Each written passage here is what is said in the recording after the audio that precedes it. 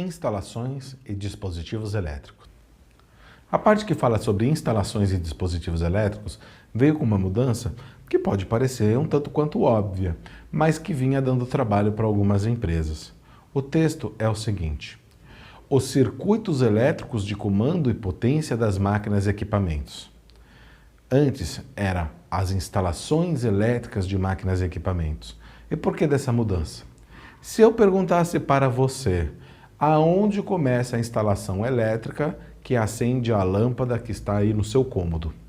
Você poderia responder que começa no quadro de distribuição da sua residência, você poderia responder que começa lá na entrada da sua residência, ou se você for mais criterioso, você pode dizer que começa lá na usina geradora de eletricidade.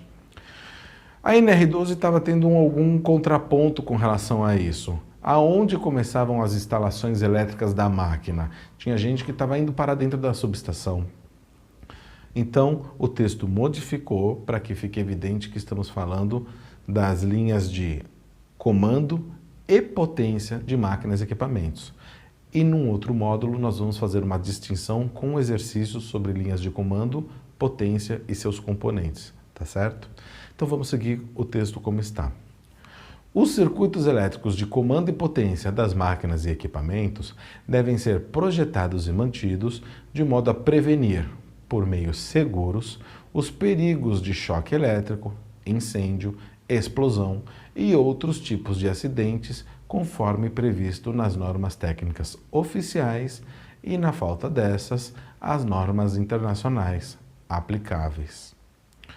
Devem ser aterrados, conforme as normas técnicas oficiais vigentes, as carcaças, invólucros, blindagens e as partes condutoras das máquinas e equipamentos que não façam parte dos circuitos elétricos, mas que possam ficar sob tensão. Então a primeira coisa tem que ser projetado e mantido de modo a prevenir acidentes de modo seguro. Quando a gente fala sobre um painel elétrico de uma máquina, por exemplo, a ideia é que ele seja mantido permanentemente fechado, limpo, desobstruído, sinalizado, os circuitos identificados e assim por diante.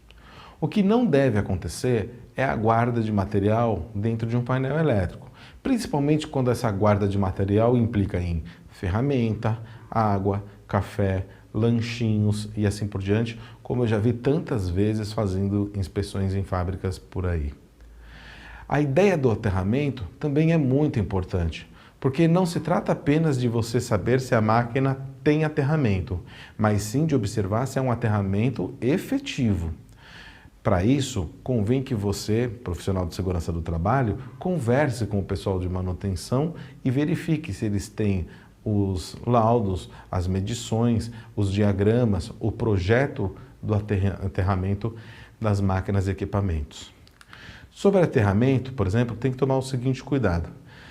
Veja nessas apresentações, imagine que você tem um trabalhador e que ele coloca a mão num motor. Esse motor tem o seu aterramento individual. Mesmo que ocorra uma determinada fuga para a carcaça, como tem aterramento, a eletricidade vai preferir ir para o aterramento sem dar um choque neste trabalhador.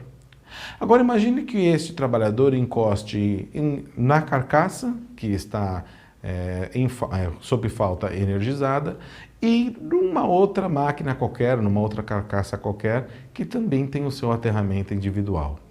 O que é que pode acontecer? A eletricidade, quase como que se prevesse o futuro, ela consegue calcular qual é o caminho mais curto e mais fácil para ela ir para o terra. Então pode ser que o aterramento onde ele estava com a mão esteja um pouquinho pior do que o aterramento da outra máquina, da outra carcaça. E a eletricidade, mesmo tendo uma haste própria aqui, opte por passar pelo corpo do trabalhador e descarregar no outro ponto de aterramento. E por que isso aconteceu? Porque, embora as duas carcaças estejam aterradas, a efetividade de uma, ou o nível de resistência de um, é melhor do que o do outro. Então, a eletricidade inteligente e preguiçosa vai sempre procurar o caminho mais curto e mais fácil para se dissipar, mesmo que seja passando pelo corpo de um trabalhador. Então, é por isso que não basta ver se a máquina possui haste de aterramento, mas é necessário verificar se essa máquina ou se essa malha está devidamente integrada com o restante dos sistemas de aterramento. As instalações e dispositivos também prevêem o seguinte: em 12.3.3, os circuitos elétricos de comando e potência das máquinas e equipamentos que estejam ou possam estar em contato direto ou indireto com água ou agentes corrosivos devem ser projetados com meios e dispositivos que garantam sua blindagem, estanqueidade, isolamento e aterramento, de modo a prevenir a ocorrência de acidentes.